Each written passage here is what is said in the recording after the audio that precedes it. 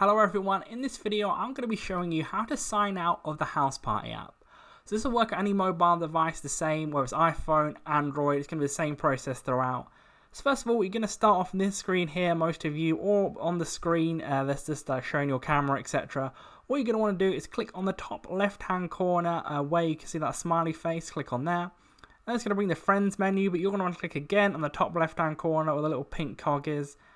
And it's going to bring up your settings right here. So what you're going to want to do on this menu is scroll all the way down, and then you're going to see the logout button to log out and sign out, the same type of thing. So click on that, and then you're going to see there it will say log out or cancel. You click log out, and then there you go. That's when you know you have signed out and logged out of the Houseparty app, when you see this screen right here. So if you want to go back in, you can click I already have an account on the bottom there, then type in your email and password or your username there, and then click next, and you're going to log back in. Or if you wanted to sign up to another account, you can click the sign up button.